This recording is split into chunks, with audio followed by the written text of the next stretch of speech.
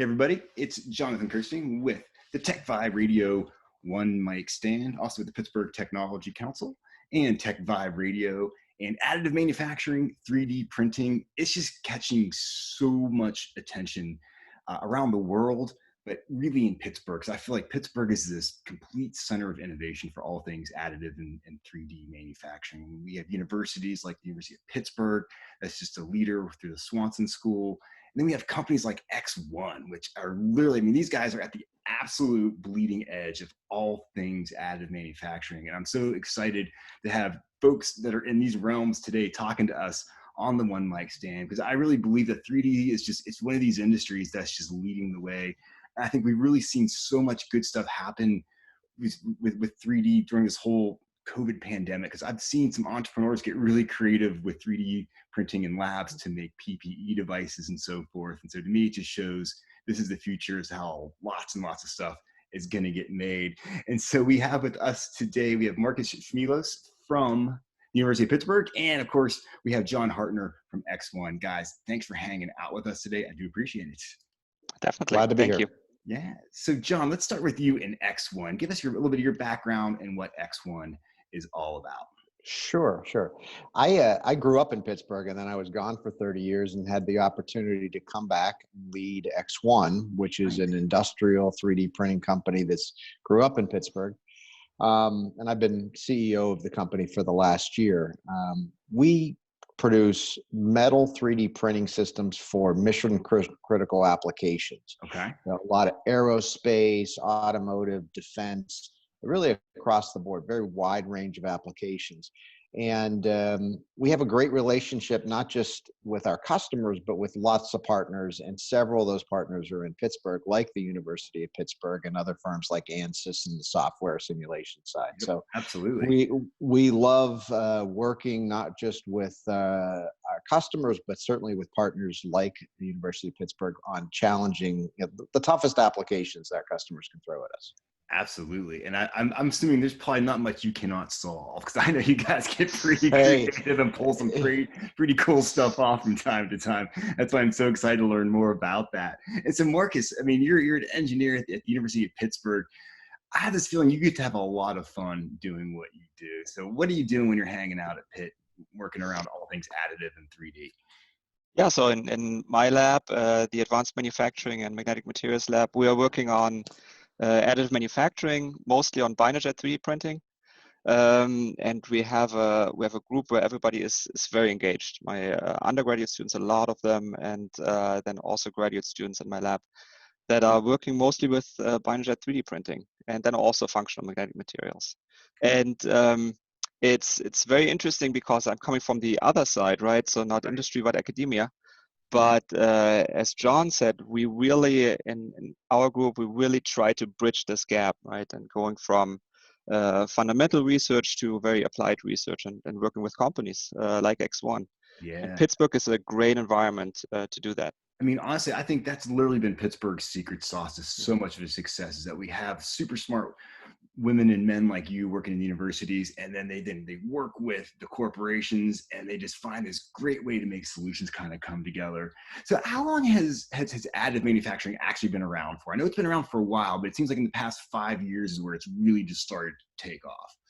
Yeah, it's probably been around for 25 or 30 years, a lot of the original technology, but just like all really cool technology, it takes a while to become mainstream. And it now is, whether it's just through the general applications that continue to come up, or whether it's through crises response, like this particular case right now with COVID-19. It continues to become more and more mainstream, but we still got a long way to go, and there's a lot of potential. Oh, absolutely.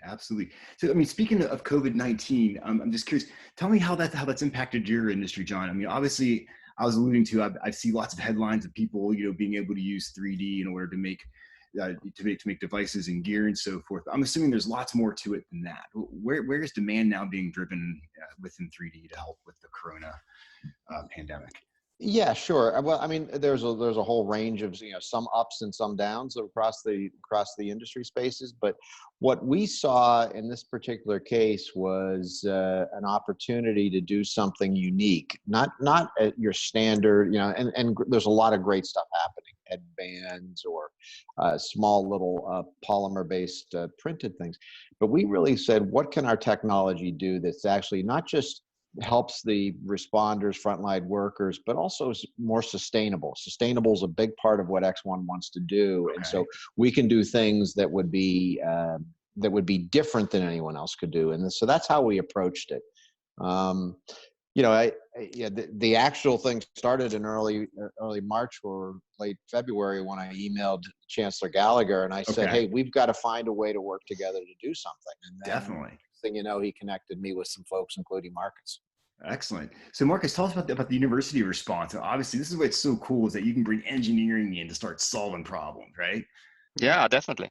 And I think University of Pittsburgh is in a really good spot because we have just across the street University of Pittsburgh Medical Center, right?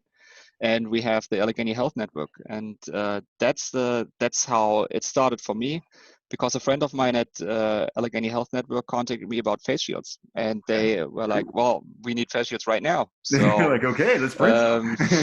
So we MacGyvered a solution and did that, but then a couple of weeks later, we got this email about ExOne wanting to work with us on some unique solutions, right? And that was fantastic.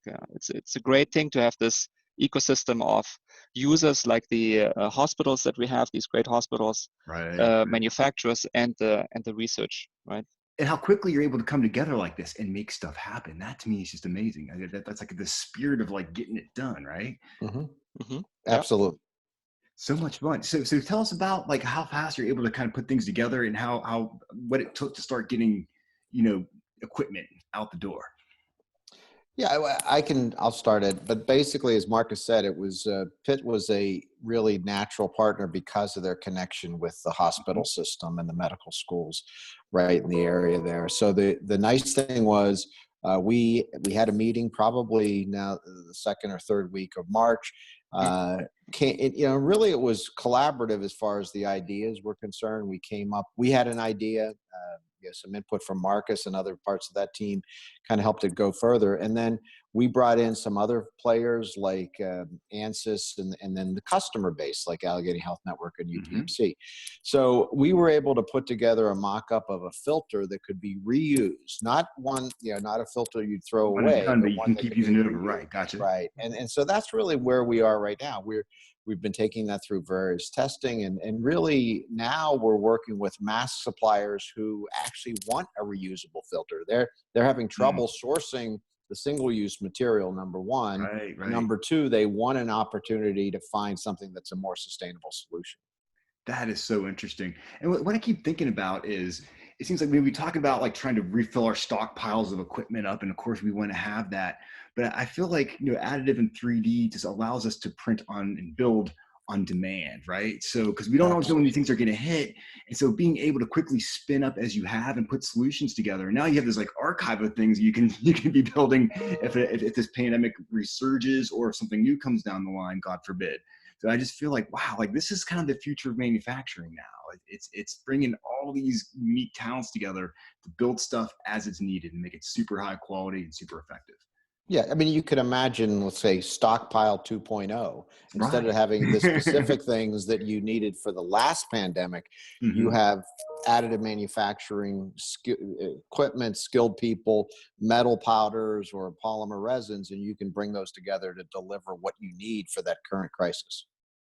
All the way around. That to me is just absolutely amazing.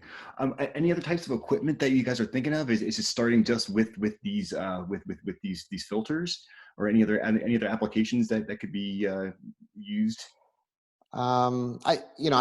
Markus, one of the things that we've heard from our healthcare network partners is filters go everywhere. It's not just for a respirator. It goes throughout the circuitry within a hospital. There's so many different breathing apparatus, anesthesia apparatus, et cetera. So that's one of the things that I didn't realize. There's probably 100 different shapes and sizes of filters that are used within a hospital.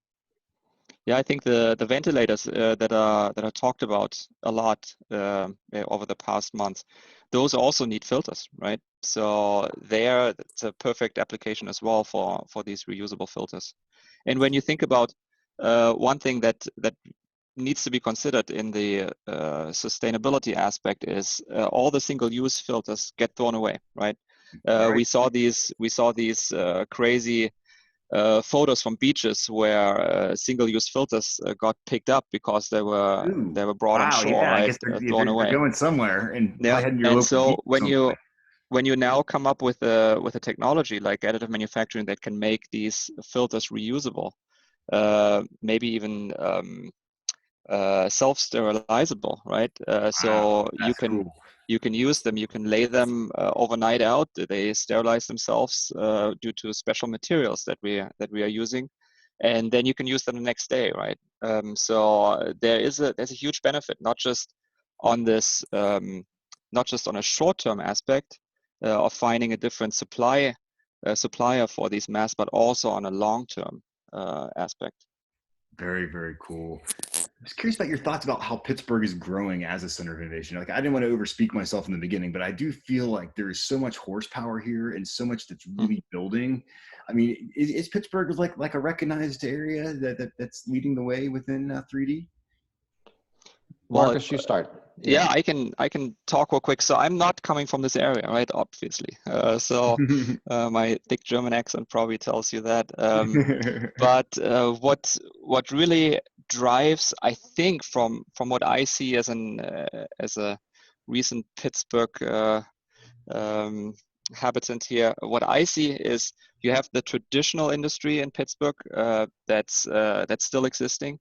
And then you have a lot of innovation happening through universities, smaller companies, startups, and so on. And this mix of traditional and new is really what drives the area, I think. And that includes additive manufacturing, right? Absolutely, Yeah. absolutely. Yeah, I would just add, I mean, look, I grew up there. I was gone for 30 years and came back because I was in industrial technology, additive manufacturing. So it was actually a great place. We have not just the universities, technology companies, software companies, but also things like the national centers, like the America Makes is there. And there's new initiatives, as you described. Mill 19 is part of CMU, Neighborhood 91 is part of the University of Pittsburgh extension with the airport. There's a lot of different initiatives that are there that are being driven by both, again, the academic and industry partnerships that are happening. Absolutely. So, but you just came back after 30 years of not being in Pittsburgh. Was your mind a little blown when you came back? Like, yeah, well, hey, I still have family there, and I visited every once in a while. But I was lucky enough to live all over the world, and it's awesome getting back to the city. The quality of life is fantastic, and I think that's what a lot of younger people are looking for. They're looking for ability to actually have really challenging and exciting jobs and careers, but yet a balance of life where they can get outside and go see a ball game or get out on the river on a boat. Absolutely. Well, I'm glad you're back in Pittsburgh. I think that's pretty cool. After 30 years, Right. You're back here in Pittsburgh building up. I think it's one of Pittsburgh's absolute top companies, ExOne. I mean, I'm always in awe with what you guys do. It blows my mind. And to hang out with you guys today has just been fantastic. I'm just thinking a little bit more just about the future, and we can kind of wrap things up. I'm just curious, as Pitt and ExOne continues to collaborate, I'm assuming the future is wide open, right? Yeah, I mean, I think one of the things, this is one step in it. We have worked together for a while. We've just put and started with the chancellor and myself having some discussions about a broader framework. And so we're putting that framework together because we can work with, the School of Engineering, the School of Medicine. There's a whole range of, parts of the university and parts of the city we can work with. Neighborhood 91 is out there as well, long-term. It's just, that still has a timeline till it's developed, but we have a lot of opportunities to work together with Pitt and other universities in the city. Absolutely. And Markus, I'll give you the final word here on how you see things moving forward, being at Pitt, doing all the cool, fun research and stuff that you do. No pressure, right? No pressure, man. We're counting. No. Yeah, I think it's a great opportunity for us, especially since we are focusing on the technology that ExOne developed, right? To have the partner here right in the city. And it's fantastic not only when we're looking at traditional materials like steel and things like that, but also then the research that we are doing on our functional materials. So I'm super excited that that we have ExOne here in the area and that we have such a good collaboration. Good stuff, guys. I can't thank you enough for taking the time to talk to us. I know you're super busy. I will let you go. Keep innovating. Keep doing all the great work that you guys do. It's the best. Absolutely. Thanks, Jonathan, Thank you so much. Appreciate it.